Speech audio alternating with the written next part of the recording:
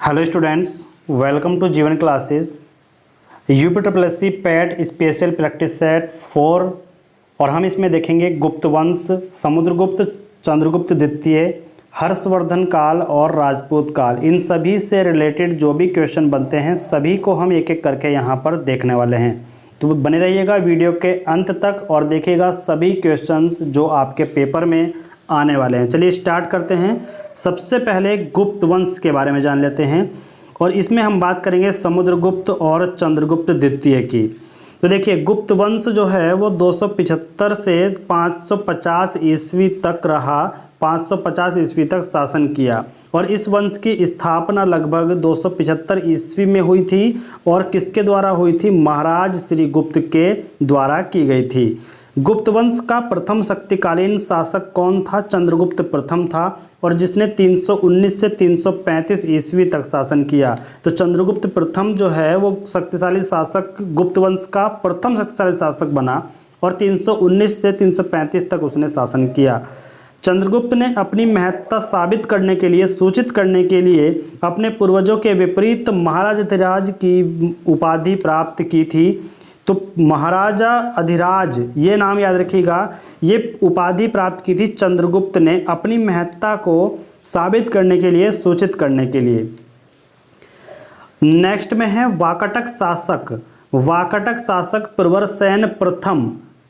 तो यहाँ पे क्वेश्चन बनता है कि वाकाटक शासक कौन है? वाकाटक शासक है प्रवरसेन प्रथम और इसने 4 अश्वमेध यज्ञों का संपादन किया। संख्या को याद रखिए, 4 अश्वमेध यज्ञ। तो वाकाटक शासक प्रवरसेन प्रथम है और प्रवरसेन प्रथम ने 4 अश्वमेध यज्ञों का संपादन किया था। कन्नौज को महोदया और महोदया श्री आदि नामों से अभिव्यक्त किया जाता है। तो ये दोनों नाम याद रखिएगा कि कन्नौज को किन नामों से जाना जाता है? महोदया और महोदया श्री। इतिहासकार वेसेंट स्मिथ। वेसेंट स्मिथ ने रचना लिखी थी। कौन सी रचना लिखी थी? Early history of India. Early history of India रचना किसने लिखी थी? किसकी लिखित हुई है? Vincent Smith. ठीक है। और उसमें उन्होंने समुद्रगुप्त की वीरता और उनके विजयों पर मुग्ध होकर उन्हें भारतीय नेपोलियन की संज्ञा दी। तो याद रखिएगा कि समुद्रगुप्त को भारतीय नेपोलियन की संज्ञा किसने दी थी? विसेंट स्मिथ ने। अर्ली हिस्ट्री ऑफ इंडिया किसके द्वारा रचित है? वो भी विसेंट स्मिथ द्वारा ही रचित है। इस नाम को याद रखिएगा, विसेंट स्मिथ। इलाहाबाद का अशोक स्तंभ अभिलेख किसके शासन काल को सूचित करता है? इलाहाबाद का जो अशोक स्तंभ है, अभिलेख है, वो समुद्रगुप्त के शासनकाल 335 से 375 के शासनकाल को सूचित करता है, सूचना प्रदान करता है। इलाहाबाद स्तंभ पर समुद्रगुप्त के संधि विग्रहिक हरिसेन ने संस्कृत भाषा में प्रशंसा की है, उसका वर्णन प्रस्तुत किया है। उसे क्या कहा गया है? उसे कहा गया है प्रयाग प्रशस्ति। याद रखिएगा, प्रयाग प्रशस्ति कहा गया। अब आगे है चंद्रगुप्त द्वितीय। चंद्रगुप्त द्वितीय को विक्रमादित्य कहा जाता था। कौन थे? चंद्रगुप्त द्वितीय विक्रमादित्य, और वह प्रथम गुप्त शासक थे। तो याद रखिएगा, प्रथम गुप्त शासक कौन थे? चंद्रगुप्त द्वितीय, और उनका नाम था विक्रमादित्य, जिसे परम भागवत उपाधि प्राप्त थी। परम भागवत उपाधि। गुप्त सम्राट चंद्रगुप्त द्वितीय विक्रमादित्य को शक विजेता कहा जाता था। और शक विजेता क्यों कहा जाता था? क्योंकि पश्चिम भारत के अंतिम शक राजा कौन थे? रुद्र सिंह थर्ड। पश्चिम भारत के अंतिम शक राजा रुद्र सिंह थर्ड थे और उनको चंद्रगुप्त द्वितीय यानी कि विक्रमादित्य ने 5वीं सदी के प्रथम दशक में परास्त कर दिया था। और परास्त करने पर पश्चिमी भारत में शक सत्ता का उन्मूलन कर दिया और शकों को हराने के कारण ही चंद्रगुप्त विक्रमादित्य को एक अन्य उपाधि प्राप्त हुई। तो एक उपाधि तो थी यहाँ पर परम भागवत की और दूसरी उपाधि है शकारी की। ठीक है। तो एक उपाधि परम भागवत, दूसरी अन्य उपाधि है शकारी। चंद्रगुप्त ने इस उपलक्ष्य में क्या किया था? चांदी के सिक्के चलाए थे।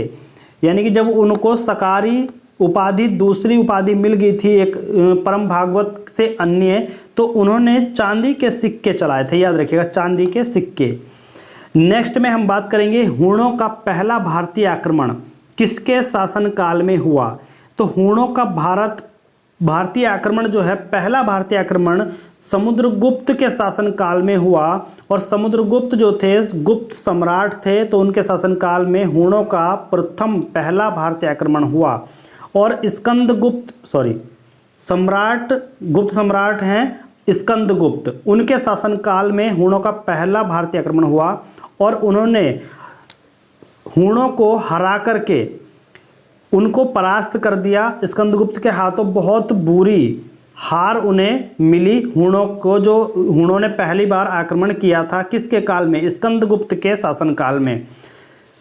गुप्त काल में बंगाल में ताम्रलिपि एक प्रमुख बंदरगाह था। देखिएगा, गुप्त काल में ताम्रलिपि नामक एक बंदरगाह था, जहां से उत्तर भारतीय व्यापार एवं साथ ही दक्षिण पूर्वी एशिया, चीन, लंका, जावा, सुमात्रा आदि देशों के साथ व्यापार होता था।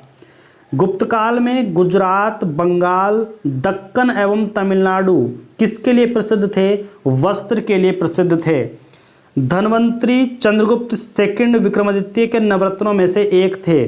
तो याद रखिएगा, चंद्रगुप्त विक्रमादित्य नवरत्नों में से एक कौन थे, क्या नाम था, धनवंतरी। और ये कौन थे, आयुर्वेद शास्त्र के प्रकांड पंडित थे, प्रकांड ज्ञाता थे आयुर्वेद शास्त्र के। अब यहाँ पर आगे हम बढ़े तो चरक कनिष्क के राजवैद्य थे। कनिष्क के राजवैद्य कौन थे, उनका क्या नाम था, चरक। क्या नाम था, चरक। और उन्होंने जो है चरक संहिता की रचना की थी। चरक ने रचना की थी चरक संहिता की। और वे कौन थे, कनिष्क के राजवैद्य थे, याद रखिएगा। नेक्स्ट में भास्कराचार्य प्रख्यात खगोलज्ञ और गणितज्ञ थे।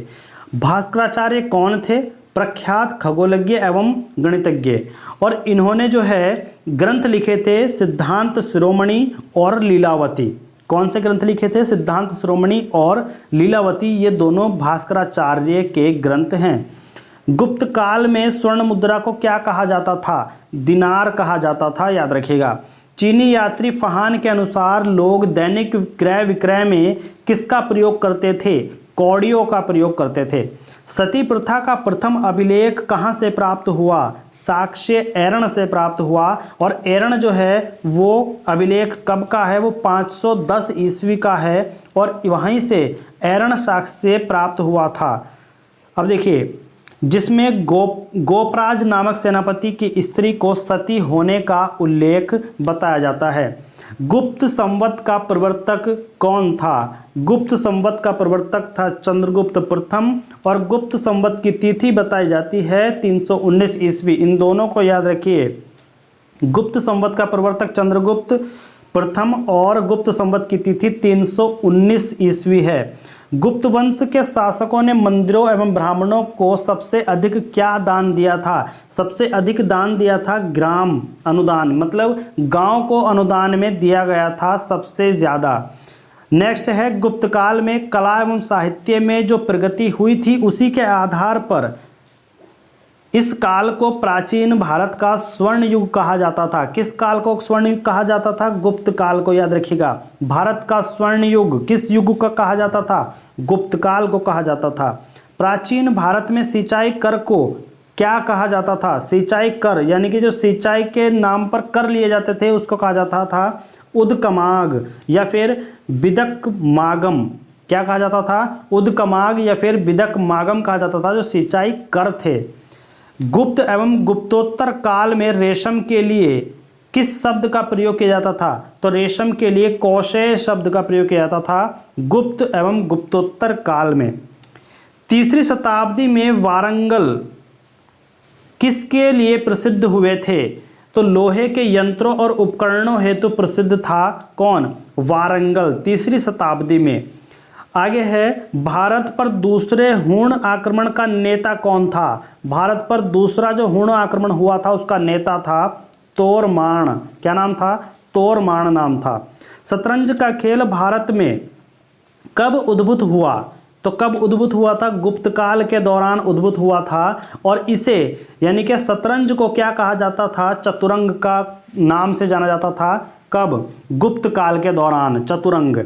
भारत से यह ईरान एवं तत्पश्चात यूरोप में पहुंचा और महर्षि कपिल ने सांख्य दर्शन का प्रतिपादन किया था। तो सांख्य दर्शन का प्रतिपादन करने वाले कौन हैं? महर्षि कपिल हैं। महर्षि कपिल को किसका संस्थापक आचार्य माना जाता है? महर्षि कपिल को योग दर्शन का संस्थापक आचार्य माना जाता है, इसको याद रखिएगा। न्याय दर्शन का परिवर्तन किसने किया?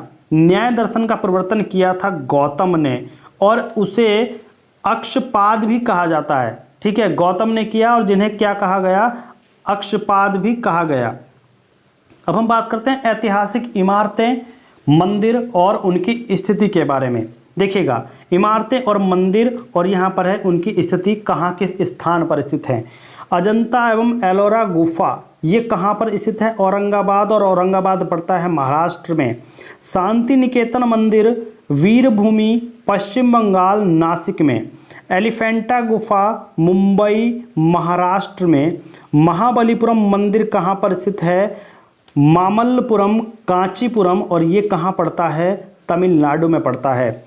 सांची स्तूप के बारे में बात करें तो रायसेन मध्य प्रदेश में। लिंगराज मंदिर की बात करें तो भुवनेश्वर ओडिशा में पड़ता है। सूर्य मंदिर जिसको काला पैगोडा भी कहा जाता है तो कोणार्क उड़ीसा में यह पड़ता है। दक्षिणेश्वर काली मंदिर की बात करें तो कोलकाता पश्चिम बंगाल में यह बताया जाता है, इसकी स्थिति बताई जाती है। सोमनाथ मंदिर वेरी वेरी इंपॉर्टेंट है, तो गिर सोमनाथ, और गिर सोमनाथ है गुजरात के अंदर सोमनाथ मंदिर। कैलाश मंदिर की बात करें तो एलोरा, और एलोरा पड़ता है महाराष्ट्र में। देखिए त्र्यंबकेश्वर जो है वो नासिक में, और नासिक पड़ता है महाराष्ट्र में, याद रखिएगा। नेक्स्ट में बात करते हैं महाबलेश्वर मंदिर दिलवाड़ा जैन मंदिर, यह पड़ता है महाराष्ट्र के अंदर। ब्रह्मा मंदिर माउंट आबू, यह राजस्थान में। देखिए होयसलेश्वर मंदिर जो है पुष्कर, और पुष्कर राजस्थान में पड़ता है। रामेश्वर मंदिर कहाँ पर है? हैलीबीड कर्नाटक में। मीनाक्षी मंदिर तमिलनाडु मदुरई, और मदुरई कहाँ पर है? तमिलनाडु में है। बृहदेश्वर मंदिर जो है वो तंजावुर में है, और तंजावुर पड़ता है तमिलनाडु। नटराज मंदिर को याद रखिएगा चिदंबरम, और चिदंबरम पड़ता है तमिलनाडु में। वेंकटेश्वर मंदिर की बात करें तो तिरुपति, और तिरुपति ये आंध्र प्रदेश में है। जगन्नाथ मंदिर पुरी में, और पुरी कहाँ पर है? उड़ीसा। वैष्णो देवी मंदिर कहाँ पर है? जम्मू कश्मीर में। और खजुराहो का मंदिर वेरी वेरी इंपॉर्टेंट है, छतरपुर मध्य प्रदेश में, इसको आप याद रखिए। नेक्स्ट में बात करेंगे हर्षवर्धन काल के बारे में जानिएगा। तो हर्षवर्धन को हर्ष नाम से जहाँ भी पुकारा जाए वो हर्षवर्धन को समझिएगा, उनको हर्ष कहा जाता था। हर्ष ने अपनी राजधानी थानेश्वर से बदलकर कन्नौज को स्थानांतरित कर दी, यानी कि बदल दिया। हर्ष के समय प्रति 5वें वर्ष प्रयाग के संगम क्षेत्र में एक समारोह का आयोजन होता था, और वह समारोह था महामोक्ष परिषद। कौन सा समारोह? महामोक्ष परिषद, और हर 5वें साल में उसका आयोजन होता था। ह्वेनसांग स्वयं छठे समारोह में उपस्थित था। देखिए जो 5 वर्ष बाद जो समारोह आयोजित होता था महामोक्ष हर्ष के समय में, तो उसमें छठा समारोह जो था उसमें ह्वेनसांग उपस्थित था। हर्षवर्धन के समय की सर्व प्रमुख घटना चीनी यात्री ह्वेनसांग के भारत आगमन की है, यानी ये कह सकते हैं कि ह्वेनसांग किसके काल में भारत आया था? हर्षवर्धन की काल में ह्वेनसांग भारत आया था। अपनी भारत यात्रा के ऊपर उसने एक ग्रंथ लिखा, और उस ग्रंथ का नाम क्या था? सियूकी उस ग्रंथ का नाम था, और इसी के साथ साथ इसने भीनमाल की भी यात्रा की थी। ह्वेनसांग को क्या कहा जाता है? यात्रियों का राजकुमार कहा जाता है, इसको याद रखिए। और ह्वेनसांग नालंदा विश्वविद्यालय पहुंचा, लेकिन कब पहुंचा? वह पहुंचा था 637 ईस्वी में, और इसी समय वहां पर जो नालंदा विश्वविद्यालय है वहां के कुलपति का नाम था आचार्य शीलभद्र। तो आचार्य शीलभद्र वहां के कुलपति थे जब ह्वेनसांग नालंदा यूनिवर्सिटी पहुंचा था, और 637 ईस्वी में पहुंचा था। ह्वेनसांग के अनुसार मथुरा जो है उस समय सूती वस्त्रों के लिए प्रसिद्ध था, और वाराणसी जो है वो रेशमी वस्त्रों के लिए प्रसिद्ध था। इन दोनों को याद रखिए, मथुरा सूती वस्त्र, वाराणसी रेशमी वस्त्र, ह्वेनसांग के समय में। प्राचीन कालीन चीनी लेखकों ने भारत का जो उल्लेख किया है वो यीन तू और थियान तू नाम से किया है। याद रखिएगा, यीन तू और थियान तू, इनको केवल देख लीजिएगा, जब आपके सामने क्वेश्चन में ऑप्शन आएंगे आप खुद ही वहां पर पहचान जाएंगे। बात करते हैं राजपूत काल की। राजपूत काल यानी गुर्जर प्रतिहार वंश, गुर्जर प्रतिहार वंश किसके संस्थापक जो थे वो कौन थे? नागनट्ट प्रथम। नागनट्ट प्रथम गुर्जर प्रतिहार वंश के संस्थापक थे और 730 से 756 ईस्वी तक इनका शासनकाल रहा। राष्ट्रकूट वंश की स्थापना जो है वो कब हुई थी? 736 ईस्वी में हुई थी और किसके द्वारा की हुई थी? दंती दुर्ग, दंती दुर्ग ने की थी राष्ट्रकूट वंश की स्थापना और उसने मान्यखेट को अपनी राजधानी बनाया। किसने? दंती दुर्ग ने। दंती दुर्ग के संबंध में कहा जाता है कि उज्जैनी में उसने एक यज्ञ कराया था और वह यज्ञ का नाम था हिरण्यगर्भ, हिरण्यगर्भ, और जिसको कहा जाता था महादान यज्ञ। ठीक है। राष्ट्रकूट राजा कौन थे? अमोघ वर्ष, और उनका जन्म कब हुआ था? 800 ईस्वी में हुआ था। कहाँ पर हुआ था? नर्मदा नदी के किनारे। और नर्मदा नदी के किनारे किस स्थान पर? श्री भावन स्थान पर हुआ था। और किस जगह पर हुआ था? सैनिक छावनी में हुआ था। ठीक है। यानी राष्ट्रकूट राजा कौन थे? अमोघ वर्ष, जन्म 800 ईस्वी, कहाँ पर? नर्मदा नदी के किनारे श्री भावन नामक स्थान पर, और किस जगह पर? सैनिक छावनी में। गुर्जर जाति का प्रथम उल्लेख किस लेख में मिलता है? पुलकेशित द्वितीय के ऐहोल लेख में इसका प्रथम उल्लेख मिला। ऐहोल अभिलेख जो है वो 634 ईस्वी में प्राप्त हुआ था और संस्कृत काव्य में लिखा हुआ था। ऐहोल अभिलेख जैन कवि रवि कीर्ति द्वारा रचित है। जो ऐहोल अभिलेख है 634 ईस्वी में मिला और संस्कृत काव्य में लिखा हुआ था, वह कवि रवि कीर्ति के द्वारा रचित है। नालंदा विश्वविद्यालय को यूनेस्को ने विश्व धरोहर सूची में शामिल किया था। तो यहाँ से क्वेश्चन बनता है कि नालंदा विश्वविद्यालय को विश्व धरोहर सूची में किसने शामिल किया? यूनेस्को ने शामिल किया।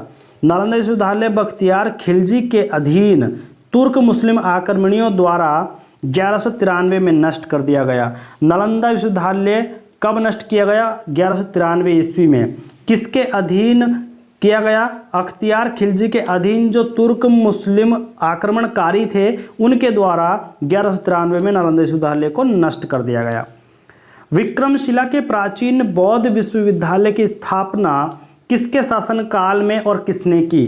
तो बंगा के पाल वंशीय शासक धर्मपाल ने 770 से 810 जो धर्मपाल का शासन था उसके द्वारा विक्रमशिला के प्राचीन बौद्ध विश्वविद्यालय की स्थापना की गई थी। मध्य प्रदेश के छतरपुर जिले में खजुराहो का मंदिर है और उसमें चंदेल राजाओं द्वारा निर्मित मंदिर आज भी चंदेल स्थापत्य के उत्कृष्ट का बखान करता है। तो याद रखिए मध्य प्रदेश के छतरपुर जिले में क्या है? खजुराहो का मंदिर है। खजुराहो के मंदिर में कंदरिया महादेव मंदिर जो है वो सबसे सर्वोत्तम है और यूनेस्को की विश्व धरोहर स्थल सूची में मध्य प्रदेश ऐतिहासिक स्थल कौन कौन से हैं? एक तो है खजुराहो का मंदिर, दूसरा है भीमबेटका गुफा और तीसरा है सांची का स्तूप। ये सभी मध्य प्रदेश के ऐतिहासिक स्थल हैं और यूनेस्को ने ही इन्हें विश्व धरोहर स्थल सूची में शामिल किया था। खजुराहो मध्य प्रदेश के छतरपुर जिले में स्थित है, ये हमने पहले ही बता दिया। आगे चलें। देखिए दशावतार मंदिर, दशावतार मंदिर देवगढ़ में ललितपुर में स्थित है और यह मंदिर गुप्तकालीन है, यानी कि गुप्त काल का यह मंदिर बताया जाता है जो देवगढ़ ललितपुर में स्थित है। और क्या कौन सा मंदिर? दशावतार मंदिर। माउंट आबू के दिलवाड़ा जैन मंदिर संगमरमर का बना हुआ है और इसका निर्माण जो कराया था वो गुजरात के चालुक्य सोलंकी शासक भीमदेव प्रथम के जो सामंत हैं विमल शाह उसने करवाया था। एलिफेंटा के प्रसिद्ध गुफा मंदिरों का निर्माण किसके द्वारा कराया गया था? तो राष्ट्रकूट शासकों के द्वारा एलिफेंटा के प्रसिद्ध गुफा मंदिरों का निर्माण कराया गया था। एलिफेंटा से कुल कितनी गुफाएं मिली? एलिफेंटा से 7 गुफाएं मिली और जिनमें से 5 गुफा मंदिर हैं और 2 जो गुफाएं हैं वो बौद्ध गुफाएं हैं। तो 5 जो गुफा मंदिर हैं वो हिंदू धर्म से संबंधित मूर्तियां वहां से मिली और 2 जो बौद्ध गुफाएं हैं वो बौद्ध धर्म से संबंधित हैं। नेक्स्ट में एलोरा का कैलाश मंदिर शैलकृत स्थापत्य का उदाहरण है। शैलकृत स्थापत्य का उदाहरण कौन है? एलोरा का कैलाश मंदिर। द्रविड़ शैली के विश्व प्रसिद्ध कैलाश मंदिर का निर्माण राष्ट्रकूट शासक कृष्ण प्रथम ने कराया था। किसने? कृष्ण प्रथम ने कराया था। अब यहाँ पर बात करते हैं गुप्तकालीन जो प्रमुख मंदिर हैं वो कहाँ कहाँ पर स्थित हैं। सबसे पहले गुप्तकालीन विष्णु मंदिर की बात करते हैं। गुप्तकालीन विष्णु मंदिर है तिगवा मध्य प्रदेश में। गुप्तकालीन शिव मंदिर की बात करें तो भुमरा मध्य प्रदेश में स्थित है। गुप्तकालीन पार्वती मंदिर नचना कुठार मध्य प्रदेश में स्थित है। दशावतार मंदिर देवगढ़ उत्तर प्रदेश में स्थित है। और देखिए गुप्तकालीन शिव मंदिर यह है खो मध्य प्रदेश में। भीतरगांव मंदिर कानपुर उत्तर प्रदेश में पड़ता है, ये सभी जानते हैं। नेक्स्ट में बात करें तो अजंता की गुफा की संख्या 16 है और उनमें उत्कीर्ण मरणासन राजकुमारी का चित्र एलोरा में प्रशंसनीय है। अब देखिए कोणार्क का विशाल सूर्यदेव मंदिर कहाँ पर स्थित है? पुरी में स्थित है और इसको जो बनवाया था वो नरसिंह देव वर्मन प्रथम घोड़गंग ने बनवाया था। किसने? नरसिंह देव वर्मन प्रथम घोड़गंग ने इसको बनवाया। कोणार्क का विशाल सूर्य मंदिर पुरी में स्थित है। कोणार्क के सूर्य मंदिर को काला पैगोडा भी कहा जाता है, ये हमने पहले ही बताया है, काला पैगोडा, ब्लैक पैगोडा। मोढेरा का सूर्य मंदिर कहाँ पर स्थित है? गुजरात में स्थित है और इसका निर्माण सोलंकी वंश के राजा भीमदेव प्रथम ने कराया था, इसको जरूर याद रखिएगा। लिंगराज मंदिर वेरी वेरी इंपॉर्टेंट है। लिंगराज मंदिर कहाँ पर है? उड़ीसा में है और उड़ीसा के भुवनेश्वर स्थान पर स्थित है। और इस मंदिर की शैली कौन सी है? नागर शैली है, इसको याद रखिए, नागर शैली। नेक्स्ट में है जगन्नाथ मंदिर कहाँ पर स्थित है? तो जगन्नाथ मंदिर ओडिशा राज्य के पुरी जिले में स्थित है। यह मंदिर नागर शैली में बना है, इसको याद रखिएगा। अंकोर वाट मंदिर समूह का निर्माण कंपूचिया, जिसको वर्तमान में कंबोडिया कहते हैं, उसके शासक सूर्यवर्मन सेकंड द्वारा 12वीं शताब्दी के प्रथम में ही अपनी राजधानी यशोधरपुर, जिसको वर्तमान में अंगकोर कहा जाता है, उसमें करवाया था। बोरोबुदुर का प्रख्यात स्तूप इंडोनेशिया के जावा द्वीप पर स्थित है। अब देखिए बोरोबुदुर का प्रख्यात स्तूप कहाँ पर स्थित है? तो इंडोनेशिया के जावा द्वीप पर स्थित है और बोरोबुदुर एक यूनेस्को द्वारा मान्य विश्व विरासत स्थल है, जिसको बोलते हैं वर्ल्ड हेरिटेज साइट। पांड्यों के राज्यकाल में मंदिरों का निर्माण किस शैली में हुआ? द्रविड़ शैली में, याद रखिए द्रविड़ शैली। महाबलीपुरम में रथ मंदिरों का निर्माण किसके द्वारा कराया गया था? तो महाबलीपुरम में रथ मंदिरों का निर्माण पल्लव शासकों द्वारा कराया गया था। पल्लवकालीन मामल्ल शैली में बने रथों का एकाश्मक मंदिर है, उसमें जो द्रौपदी का रथ है वो सबसे छोटा है, याद रखिएगा। पल्लवकालीन की शैली कौन सी है? मामल्ल शैली है और उसमें जो रथों के मंदिर बने हुए थे उसमें द्रौपदी रथ सबसे छोटा है। संगम युग में दक्षिण भारत में पांड्य राजाओं के संरक्षण में कितने संगम आयोजित हुए? 3 संगम, याद रखिए संख्याओं को, 3 संगम आयोजित हुए थे। अब यहाँ पर संगम स्थान और उसकी अध्यक्षता किसे किसे थी ये हम बात करते हैं। प्रथम संगम स्थान है मदुरई, अध्यक्षता अगस्त ऋषि।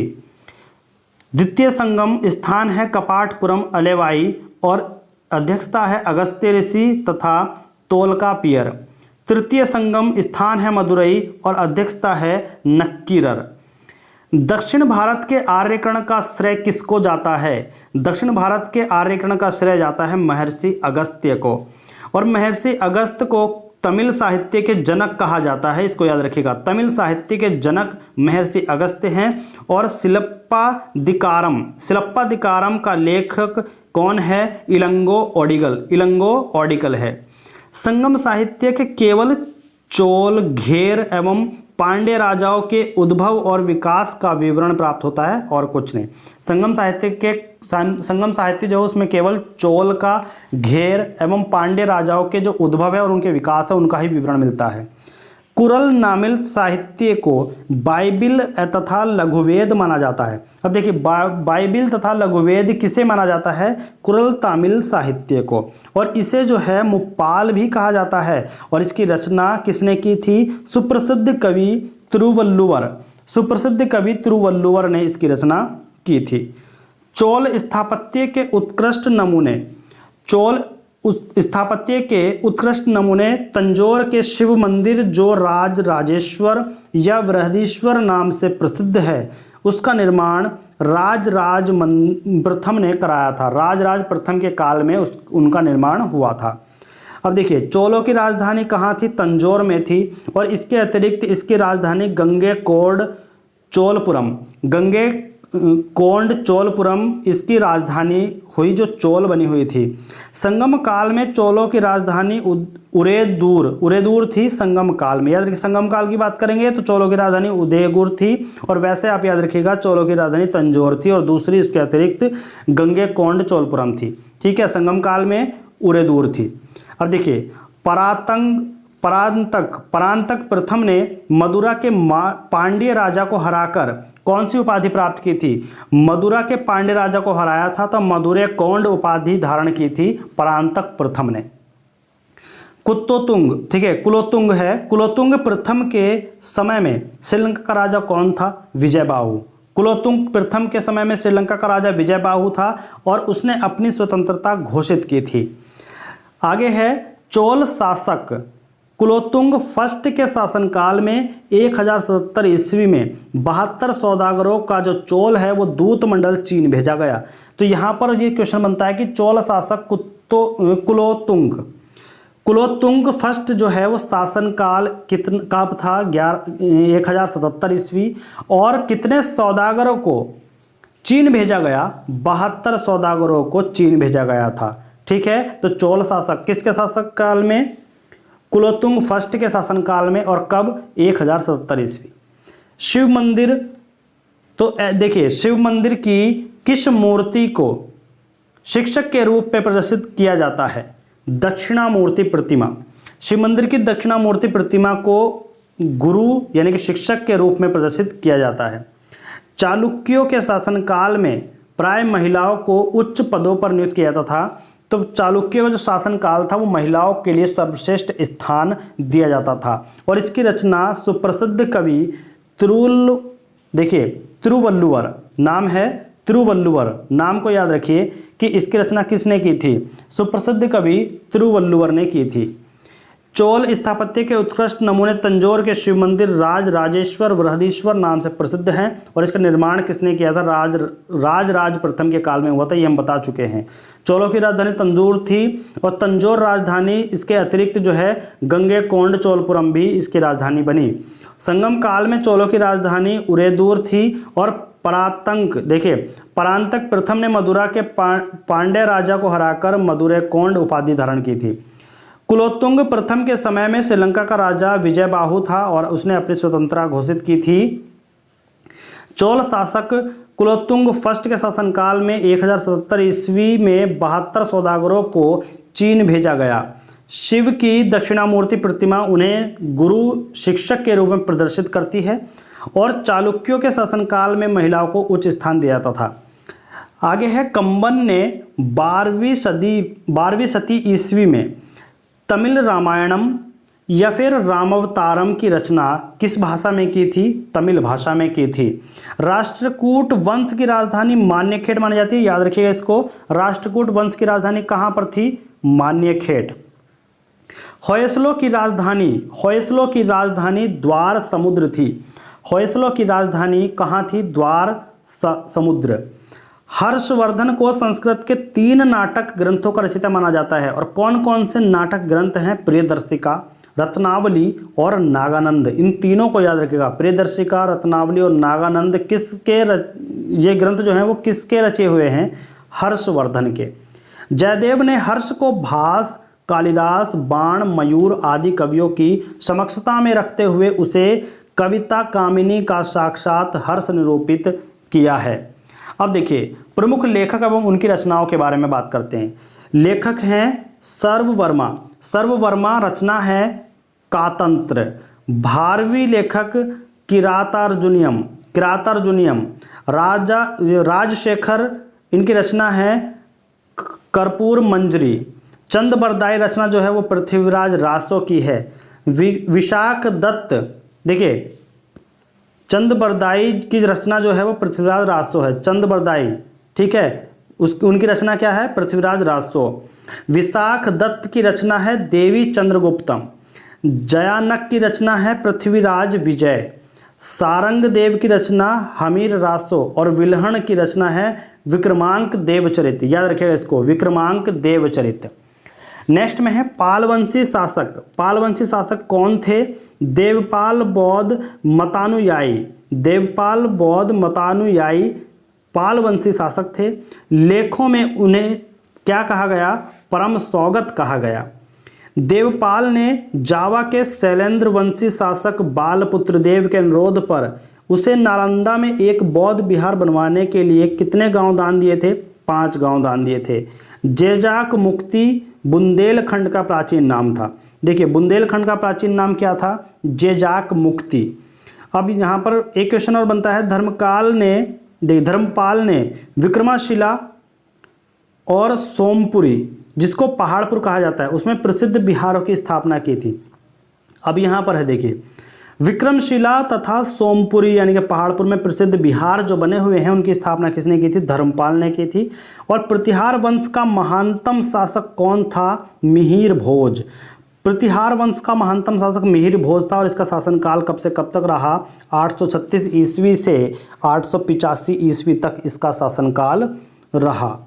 नेक्स्ट में बात करते हैं विज्ञानेश्वर, हिमाद्री एवं जिमूतवाहन मध्यकालीन भारत के प्रसिद्ध विधिवेत्ता थे। तो मध्यकालीन भारत के प्रसिद्ध विधिवेत्ता विज्ञानेश्वर, हिमाद्री, जिमूतवाहन थे।